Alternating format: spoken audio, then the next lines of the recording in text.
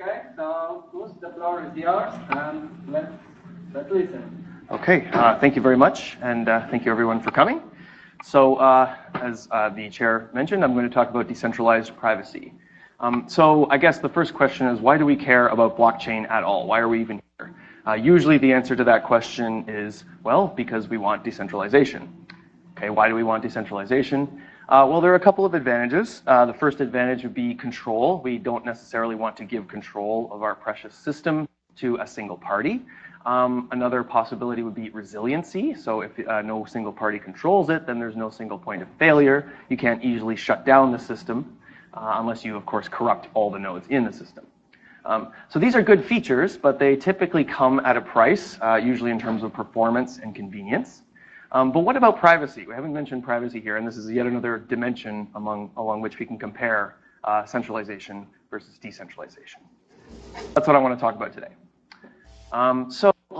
With respect to centralized options, usually the administrator of the system sees everything, but he can keep your data private from others. And this is, of course, subject to caveats like accidental breach or government force, and we all know that these things can and do happen.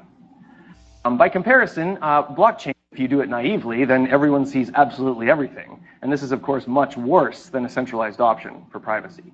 But I think you can do it more intelligently, in which case no one would see anything, which would be much better than a centralized option. But the problem is most of today's blockchains are naive. And so because of this, privacy is yet another cost of decentralization instead of a benefit of decentralization. And I guess my point is that it doesn't need to be this way. We can do better than this. Okay, so let's talk a bit about the status quo. So Bitcoin-like blockchains, at least, they only offer pseudonymity. So the idea is that you have real-world identities, and they're associated with one or more public keys, which are just gobbledygook.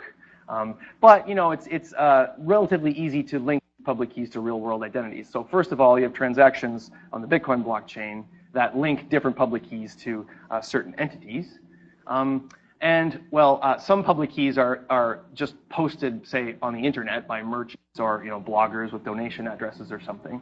So here, for example, is the Pirate Bay, and there's a list down there of all the cryptocurrency addresses at which they accept donations. So now you know that any money that has gone through those addresses has gone through the Pirate Bay.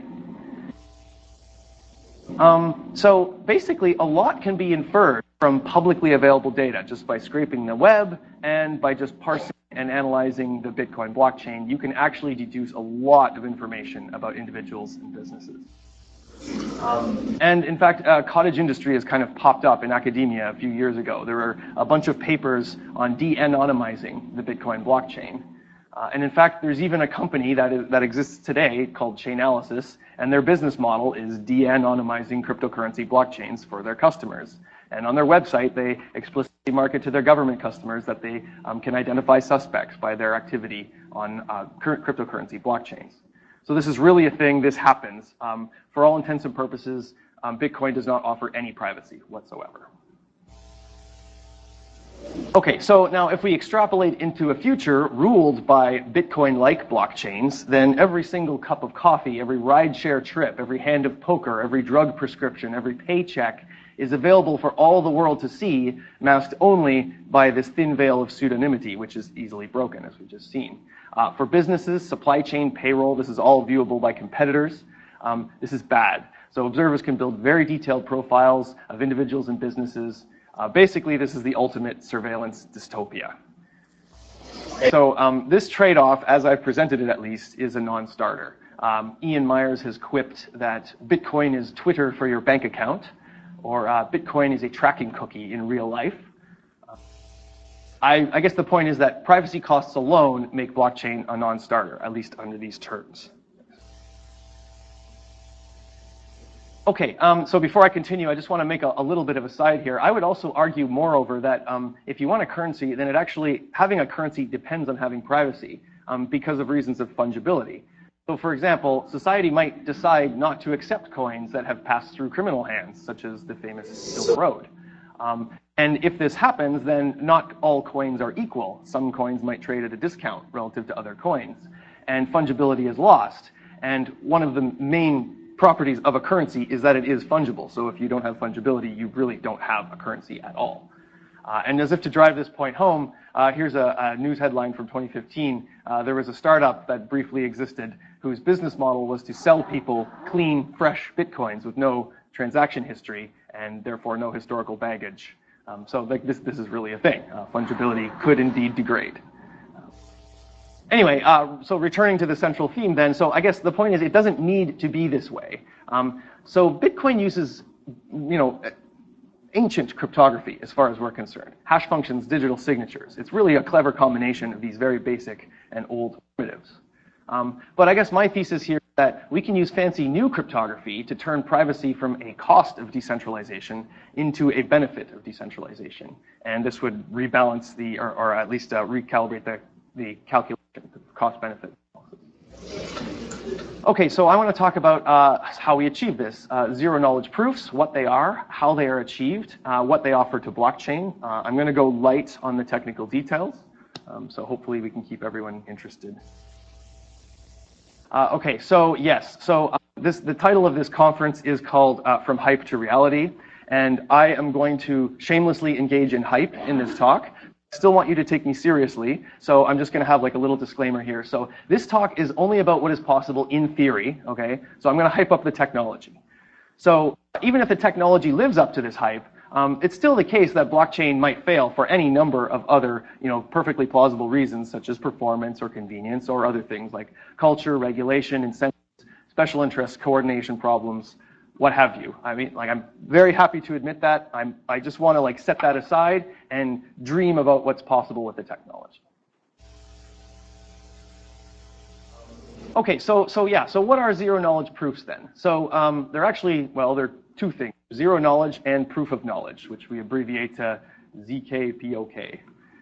So the idea is that you're given a function which could be described, for example, by a Boolean circuit. So you can think of this as being the SHA-256 hash function. And you're given an output of that function, y. And so if the function is SHA-256, then you can think of this as just a 32-byte hash. The goal is that you want to be able to prove to someone that you know a preimage of that output without revealing anything about that preimage. So there's two goals here. I want to prove that I know a preimage, not just that one exists. And also, I don't want you to learn anything about this preimage that I know. So zero knowledge and proof of knowledge. Okay, and moreover, you can actually do this non-interactively, which basically means information flows in only one direction from Alice to Bob. You have no need for different messages in a multi-turn protocol. So, Alice has her preimage, she creates some complicated proof, she sends it to Bob, she goes away. Bob then uses the output and the complicated proof to run some verification procedure to decide whether he believes Alice. This is quite powerful, okay? So what can we do with this? Well, I want to argue that the combination of zero knowledge and blockchain, these things work well with each other. They're very complementary technologies. So what does blockchain bring to the table? Well, you have universal consensus on a data set and timestamping. So on that data set, we can store commitments or hashes of data on the blockchain that everyone can see. And then we can prove things about committed data in zero knowledge. So that's where the underlying power comes in. So what can we do with this? Well, I guess the first and most prominent example would be to make an anonymous Bitcoin, an anonymous cryptocurrency. So I'm going to very briefly present a cartoon simplification of the Zcash protocol that was first posted in 2014. And this is actually implemented and deployed on the Zcash cryptocurrency that exists. Okay, so here's kind of a picture of how you construct a coin. So you have your coin in your cryptocurrency, and a coin consists of some pieces of data here. So you have V is this coin value. You have a public-private key pair here of the recipient, and you have rho, which is a random salt. Okay, so you combine these things, as in this diagram here, to produce two things. You have a commitment at the top on the left there. This is what's posted to the blockchain when the coin is created. And you have a serial number on the top right, and this is what's posted to the blockchain when the coin is spent. Now, in order to create the coin, you need to know the stuff in green circles, so the value, the recipient public key, and the salt. But you don't need to know the recipient's secret key. Now, in order to spend, you need to know all these things plus the stuff in orange, so the secret key. So this is kind of the magic that allows you to transfer ownership of coins from one person to another. I can create a coin without knowing the associated secret key, because presumably that's known by the person that had the coin. So you just kind of like combine these hashes in this way to do this stuff. Okay. So then how does it work? Well, so each transaction on the blockchain, it contains just a few things. So a Merkle root of all the coin commitments on the blockchain at a given fixed point in time. A list of serial numbers of coins that I want to spend in this transaction, a list of commitments of new coins that I'm going to create in this transaction, and a non-interactive zero-knowledge proof of knowledge, or NIZK POK if you prefer, for all the relevant secret data. So basically, the only stuff you see is garbage, like Merkle root, serial numbers, which are just hashes, and a NIZK POK. So it's basically all encrypted garbage on the blockchain. Okay, so what is in this NIZK POK? How do we do this? This is kind of like the core. So this is what it is. Basically, for each serial number that you want to spend, you prove that you know all of the secret data. So the public key, the secret key, the value, the salt, and a Merkle path to the Merkle root, such that the following checks pass. Most of these are just kind of intuitive. You know, the secret key has to match the public key. In this particular case, the public key is just a hash of the secret key. The serial number is valid. The coin commitment that you derive is actually in the Merkle tree, whose root is root, and as illustrated via the Merkle path. Okay. Some other housekeeping. The new coin commitments that you're creating, they're all well formed. And of course, for a currency, we would like the total value of all spent coins to be equal to the total value of all new coins. So those are the things that are covered into the blanket of the zero-knowledge proof. So you kind of concoct a function f, maybe described as a circuit, that checks those properties. Okay, and like so there's a lot more that you need to do to make a full currency out of this, but I don't have the time to go into the details. But I think this is kind of the core of the concept. Okay, but once we kind of go through this exercise, we kind of extract kind of a bunch of properties of these NIZK POKs that make them friendly or amenable to cryptocurrencies and blockchains. So in particular, well, proofs are posted on the blockchain, and the blockchain is this thing replicated all throughout the world. Space on the blockchain is very valuable, so we want these proofs to be as small as possible. Verifying the blockchain usually involves verifying many, many proofs, so we want proof verification to be as fast as possible.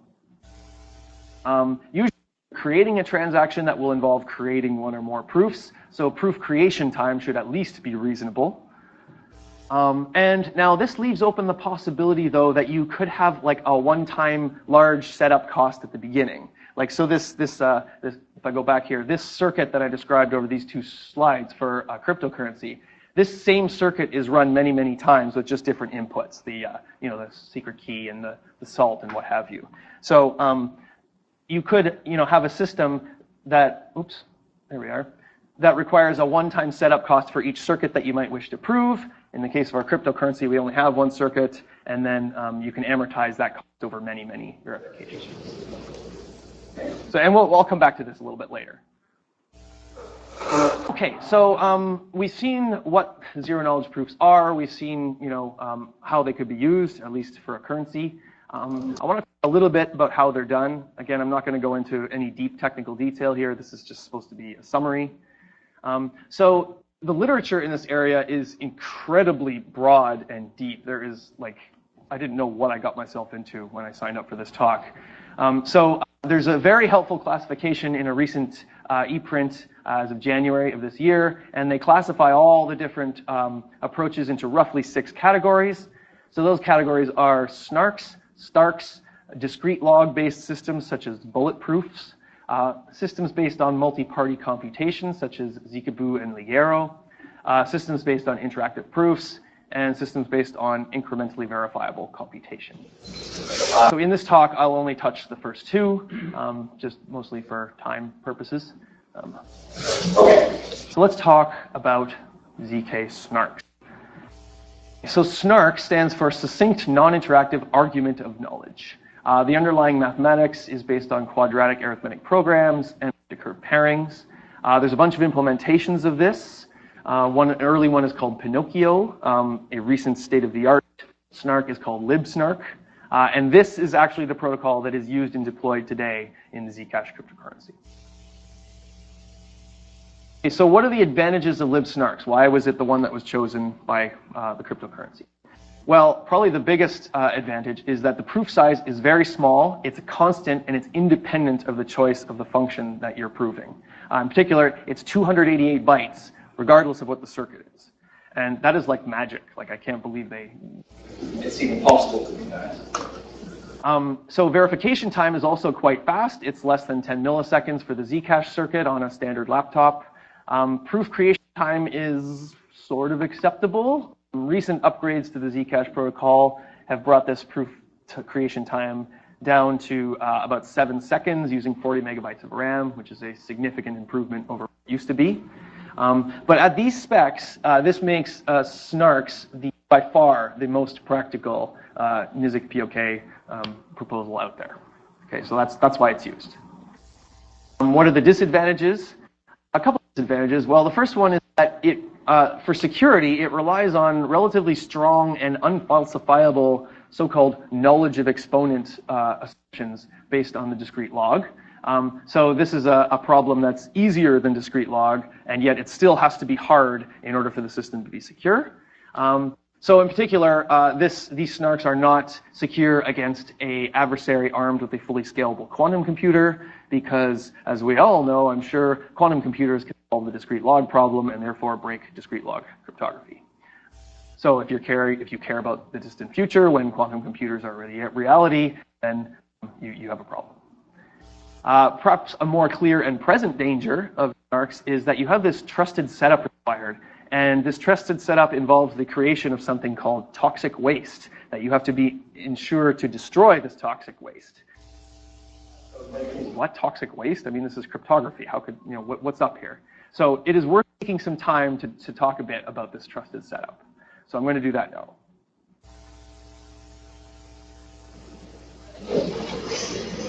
Okay, so what is this trusted setup? So in order to prove stuff about a function, I need a trusted party to create a proving key for the function and a verification key for that function.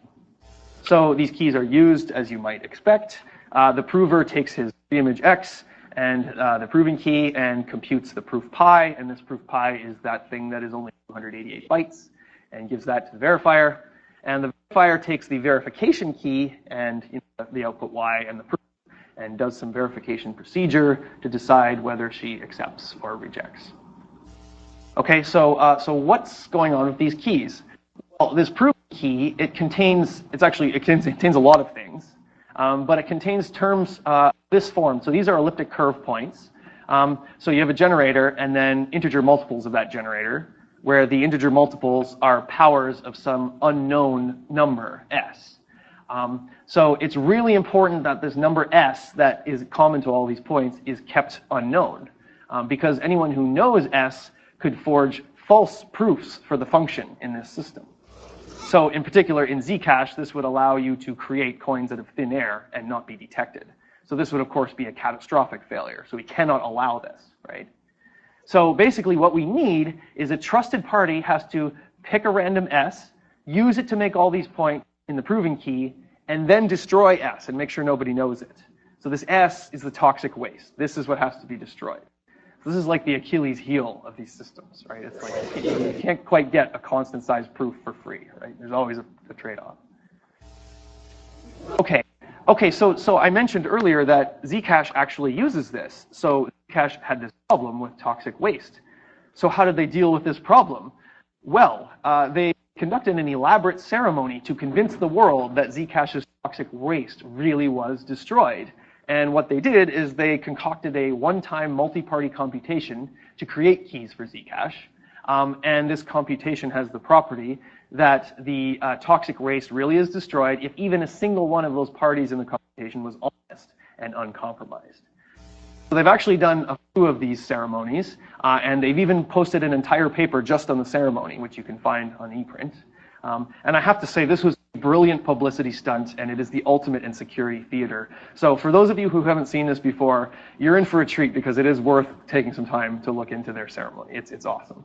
So, okay, so it begins with air-gapped machines. that were bought new from a random store and never attached to any network. So here are some screenshots of promotional video by the Zcash people. This is a guy unpacking his brand new machine from the store. Okay, and then before the machines were ever switched on, they opened them up and physically removed the Wi-Fi and Bluetooth from the machines to make sure that they are never attached to any network. Okay, and so then they only communicate with these machines using write-once DVDs, and this creates a trail of evidence. And then, of course, at the end of the computation, in order to make sure that the toxic waste is destroyed, they have to destroy these brand new machines. So here's a picture of a guy sawing open his machine. The lighting isn't so good. But here's another picture of a guy pounding his machine with a sledgehammer. Here's a picture of a machine burning in fire. And then at the bottom here on the right, you have pictures of a smoldering, burnt up, and smashed computer. I mean, like, what evidence could you possibly ask for that the toxic waste was destroyed, right? It's right there. Yeah, so as if that weren't enough, though, one party computation performed his portion of the computation while driving around the Canadian Rockies. And this is to foil any attackers who might be trying to listen in for electromagnetic radiation emanating from his laptop while he's doing his computations, to kind of glean something about his secret portion of the randomness. Okay? But it gets even better than this. In a subsequent follow-up ceremony, another participant in the computation, he obtained his random data from radioactive dust and a Geiger tube recovered from the Chernobyl site. And moreover, he collected this data while flying in a plane in order to evade eavesdroppers who are trying to listen in on the electromagnetic radiation. So the caption of that screenshot says they're doing a 360-degree steep turn to scout for followers or drones while they're in the plane. He's got his laptop on the chair, collecting data from the Geiger counter. You can't make this stuff up. Like, this is unbelievable. So there you go. Okay, so here's some links and some further reading. It's a fun time looking into this. Okay, so that's a lot about SNARKs. So let's move on here. So ZK STARK. Okay, so what is ZK STARK? This is another way of implementing a NISIC POK. So STARK stands for Scalable and Transparent of Knowledge. It sounds a lot like SNARK, which is very unfortunate because these two systems are very, very different from one another. The underlying mass is based on probabilistically checkable proofs and the celebrated PCP theorem of the 1990s. It was introduced in this same recent preprint that had this classification of all these approaches in January of this year, and actually did have an implementation. Okay, so what are the advantages of the STARK? Well, basically, it shines everywhere that SNARKs do not. So it has nearly optimal asymptotics. So in particular, the proving time is quasi-linear. The verification time is logarithmic, which is about as good as you can ask. There is no trusted setup, so that elaborate ceremony we saw from the Zcash people, completely unnecessary if they're using STARKs. Security relies only on strong hash functions. So in particular, you don't need number theoretic hardness assumptions such as discrete log or knowledge of exponent-like assumptions. So in particular, STARKs are secure even against an adversary armed with a fully scalable quantum computer. Okay, so that's good. So I mean, why not use them then? What's the problem? Well, the problem, as you may have guessed, is that they're not quite practical. They're big, they're slow. In the paper, they say that SNARKs are roughly 1,000 times shorter than STARKs for a comparably sized circuit. So a little bit more on that. So what's the status of these STARKs then?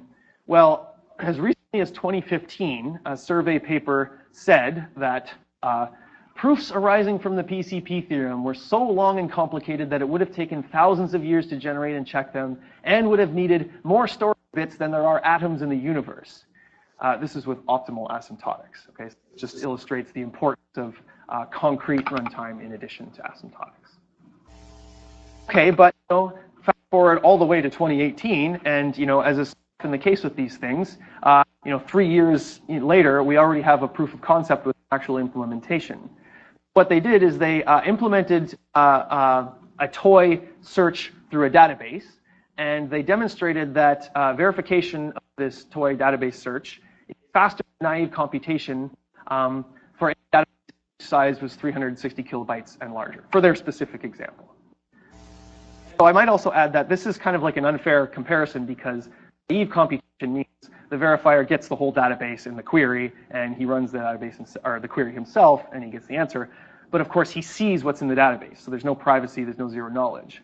Whereas this SNARK verification, contents of the database are of course kept secret from the verifier. So we're just kind of disregarding that privacy aspect when we're comparing naive computation versus verification. Nonetheless, this is still pretty impressive. It's quite an improvement in 3 years from all the atoms in the universe to a 360 kilobyte database search. Okay, so how much? I want to make a brief statement. Thank you.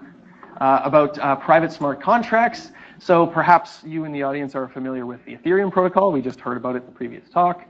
So Bitcoin is money, Ethereum is smart contracts. So if Bitcoin is Twitter for your bank account, then Ethereum is Twitter for everything you ever do on a computer. Okay? So if Zcash is private Bitcoin, what is private Ethereum? As far as I'm aware, at least, there's nothing widespread that's deployed that I know of. There's a couple of proposals on the drawing board called Hawk or Ekadin. You could look these up. They're very interesting. And I think this is an active area of research, and I find it fascinating, frankly. Okay, so in my last couple minutes, I'm just going to conclude the talk. I just want to shoot for the moon here and give some really bad hype. I want to make some, speculative list of potential use cases for zero knowledge in blockchain. I have no concrete proposals here. This is just to stimulate thought. Okay, so here goes. Supply chain is a favorite, instance of hype in modern blockchain stuff. So I think the privacy angle here could be interesting because for a lot of companies, there's actually valuable information that they want to keep secret in their supply chain. So you might be able to prove, like, for example, this product never touched a port in a sanctioned country without revealing anything else about your supply chain, for example. Don't give away your data, sell it. Maybe I'll skip through that. Dark pool financial markets. So this is something that I haven't seen mentioned anywhere else. I'm vaguely aware, I'm not a financial expert, but I'm vaguely aware that there's a bit of a controversy among financial markets involving, like high-frequency traders and privileged actors that might be able to do front running. And also there are large institutional investors that sometimes have a problem getting a good price when they place large orders because, the presence of a large order in the order book could influence the market. And even today, some large institutional investors have taken to non-public exchanges in order to get their large orders filled, and they call these dark pools. You could imagine, like, if you have kind of order book on the blockchain, you can do it in zero knowledge, have some or all of the order book completely encrypted and private, and yet still have cryptographic assurance that your really were executed honestly. So I think, no concrete proposal. I just think it's an interesting idea. Smart metering, we've heard. Taxes, so like pay your income tax without revealing to the government how much money you actually made. That's like ultimate in financial privacy, right? Okay, so this public accountability of secret law, I don't have time to go into. There's this is basically like a gimmick. Look up this preprint. It's kind of funny. Okay, SNARK the whole blockchain. So this one I like. Right. I think many of you know, in order to join the Bitcoin or Ethereum networks, you need to download the entire blockchain and verify it. So in Bitcoin, I think it's the order of 100 gigabytes. Ethereum is roughly half that. It's growing more quickly than Bitcoin's blockchain. But you could imagine in the future just downloading 288 byte SNARK proof that the blockchain was valid for this level of difficulty. And that's it, and you're convinced. And you could even push this further and have snarks of other snarks, and you could have everyone agreeing on the state of the system and having only very few people actually verifying all the transactions manually. Credit score. Okay, so the last one I want to talk about, private health records. You can all imagine health records on the blockchain, but now imagine that you were falsely diagnosed with cancer or something. But after some time, that mistake was corrected, and it was corrected on the blockchain. Now, since everything is encrypted, you can still prove I do not have cancer, and any new observer would never know anything otherwise. But moreover, depending on the underlying cryptography, it might also be the case that even older observers who saw the misdiagnosis before it was corrected it might be possible that they can't convince anyone else of what they saw before it was corrected, because there's a lot of times you can't transfer these proofs to other people. So like I think the best that you could possibly ask for in such a scenario. So I think that's an interesting idea for this kind of thing. Okay, so no more shooting. Quickly conclude here. Just the points are, existing blockchains present a favorable trade-off between decentralization and tilt that balance. All right, zero knowledge combines beautifully with time commitments. Privacy can be turned from a cost of decentralization to a benefit through the magic of zero knowledge proofs. Okay, of course, this alone does not make blockchain practical necessarily, but it helps. Costs for quantity means. So the upshot is we should always be skeptical. Not be afraid to read papers. Thank you.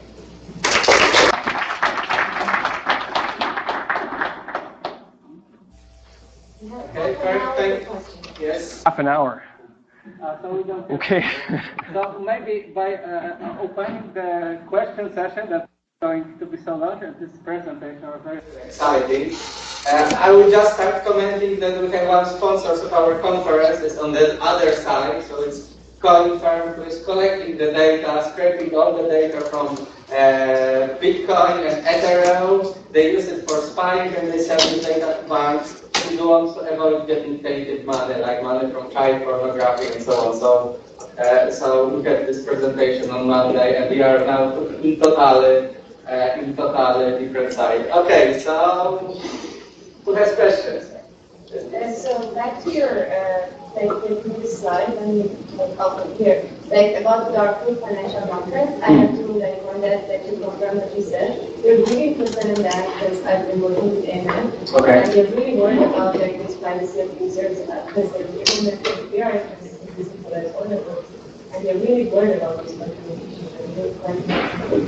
Yeah, so I'm vaguely aware that there's lots of worries about decentralized order books like on Ethereum right now, because there's the orders are broadcast in the clear. There's very easy to front run. So yeah. I mean, at the very least, you should have some kind of commit reveal thing where like everyone commits to their order cryptographically. These orders are mined into the blockchain before we even know what they are, and then maybe you reveal them, and then only then do we go back and process. But of course, that has its own issues. You know.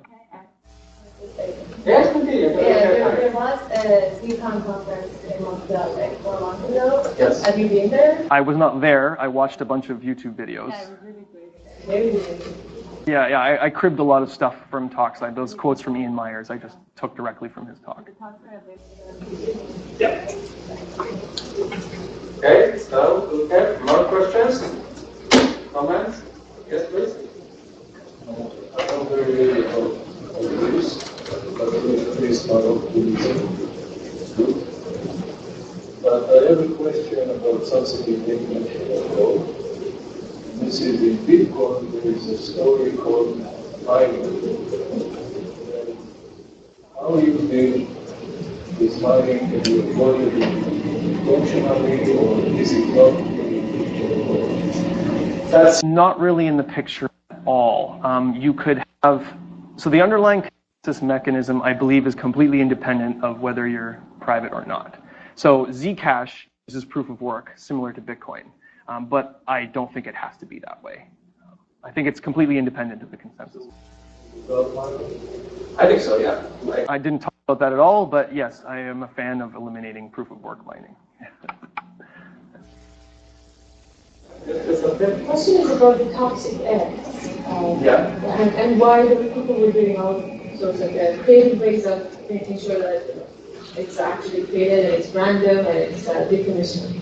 So if you're trusting somebody to do the setup, why don't you trust them, or they don't trust themselves with a hardware security module that you can prove that it's being, the entire life cycle of that S, it starts with that hardware, you can only use it as in that hardware, and it's decommissioned in that hardware, and it doesn't exist anywhere else.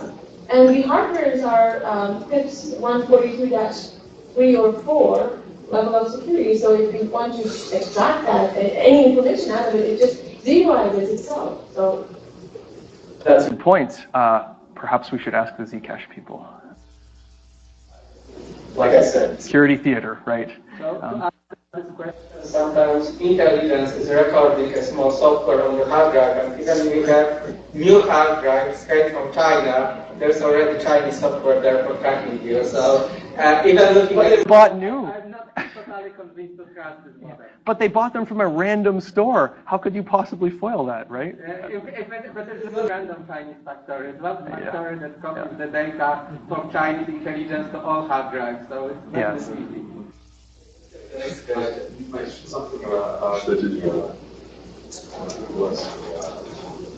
something not being compensated. So I was wondering if there's something out there that's compensated for the data. Come up with. Oh, okay. Yes. What do you mean by something out there that is quantitative? Come up with. Okay, so Here, I don't know what I mean. It's quantum computing. I mean, what it means right now, what it could mean like 5 years from now. I don't know. But you said something around one of the algorithms, the equation, log. Yeah. So much of our contemporary cryptography is based on either discrete log problem or the integer factoring problem. So ECDSA, RSA.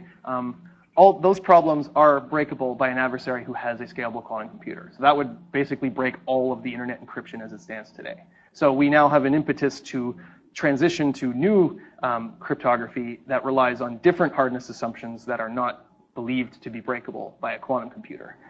So there's a bit of a race. I mean, like, as far as we're aware, nobody has a fully scalable quantum computer yet, but someone might.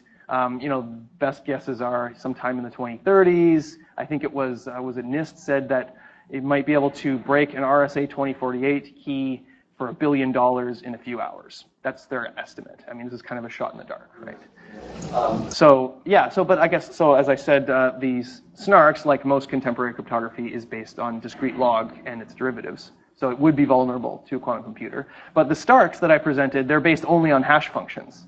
And that's right. I mean, as long as your hash function behaves like a random function and doesn't have any structural weakness, then it's secure against a quantum computer. There is a quantum safe out there, but it's not zero knowledge, or it's not private, or what is it? I think somebody took the Bitcoin source code and swapped in a quantum safe signature scheme and made it into cryptocurrency. Probably made millions of dollars.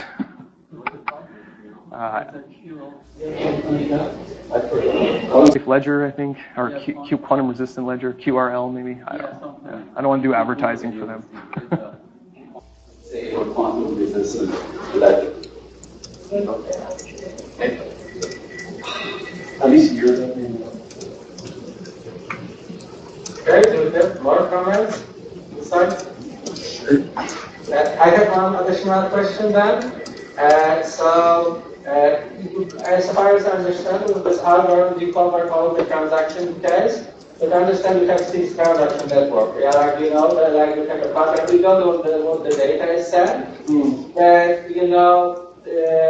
between which parties the data was sent. Is that right, or am I wrong? No. So the only thing, I won't bother finding the slide. But the only thing that's actually revealed are basically hashes. So commitments and serial numbers, and then a Merkle root and a NIZK POK. So all of these things are just hashes. So it's all gobbledygook. The addresses themselves are, in the stuff hashed. So actually, I didn't have time to explain this, but since we have 30 minutes to kill, so like you might wonder if Alice wants to send money to Bob, how is Bob going to actually know when he receives money? Because if all the transactions are just garbage, what does he do, right? So actually, what you need to do, so Alice would need to convey some of this private information, like the value and the sales and stuff, to Bob, and she needs to get this information to him in a secret way. So you could imagine like she does some out-of-band encryption or something. But in zero cache, they just bundle that right into the transaction. So Bob also has a standard public key encryption key, and then Alice encrypts this data and sends it to him. Will her be able to discover that Alice sent money to Bob, not knowing how much money, maybe seeing just wallet number or something, but in the end with other kinds of tracking, like you saw on the web page that you can assign wallets to actual people. This is one thing I'm wondering. Okay. So first of all, I'm not going to address things like traffic analysis. Okay, this is at a higher level, at a more abstract level. But yes, it is. So just to answer your question then, like in this case, Alice encrypted stuff to Bob, and they use an encryption scheme that has a so-called key privacy property, which means given a ciphertext, you can't tell, you don't know anything about the key under which it was encrypted. So this basically is another anonymity property of the encryption scheme. And so you basically have a provable guarantee that the only stuff on the blockchain hashes and encryptions under a key private scheme. So then basically Alice does on her end, or I guess Bob on his end, he scans the entire blockchain and he tries to decrypt every single transaction he sees until he finds one where his key works and he says, oh, there's my money. Yeah, these people with a single bullet point, anything you can share regarding that? You think your ideas are data only keep So, pardon me, I didn't quite catch that. Yeah, so can you respond to the single bullet point, whatever you think about? Yeah, so I mean, right now, you know, payments providers such as credit card companies, they know everything about what we buy, and they use that information for marketing or whatever. And you know, we tolerate that partly because they compensate us with services or whatever, right? But you could imagine in the future if we have an anonymous currency and then nobody, like this data isn't available freely for marketers to scoop it up, but we might choose to sell some of that data to marketers and get explicit compensation for that. So for example, I might be able to prove a statement like, I spent, you know, $700 on baby products in the last year or something without revealing any other information about my purchasing habits. And that information is still, you know, valuable to a marketer, but it's a level of information I might be comfortable giving up. And then I could perhaps be explicitly compensated for giving this away instead of, so it's sort of like an opt-in explicit compensation model instead of an opt-out implicit compensation model. Any constraints that you see what sort of data sets can be applied to? I mean, what sort of claims can be settled? Well, presumably, you know, I would only have the authority to write proofs about my own transactions. Like I can't make proofs about his transactions over there. But, you know, subject to that constraint, I could choose the level of privacy that I'm comfortable with, at least in theory. Yeah. More questions? Yes, please. So, in terms of structuring the whole block, how would that look like from the perspective of going back and storing it back? Would you be looking at like different layers? I was hoping no one would ask about this because I don't. Unfortunately, it's a poorly fleshed out idea at this stage. The way I understand it is that suppose you want to join the Bitcoin network, and instead of sending you 180 gigabytes and you manually verify, someone just has a claim that I know a blockchain whose total chain weight is at least this high. And that chain weight that they're claiming is higher than anything else that anyone ever claimed. So you know that if someone knows a chain with that much weight, then they must know the real chain. And then they give you a proof and you're convinced that they know a chain of that weight. And then you don't chain that, and they can just send you whatever other relevant state information that's consistent with such a chain. So I don't know if that properly answers your question. That's about as close as I can get to it. Maybe we can take this offline afterwards. Yeah. Okay. So thank you very much again.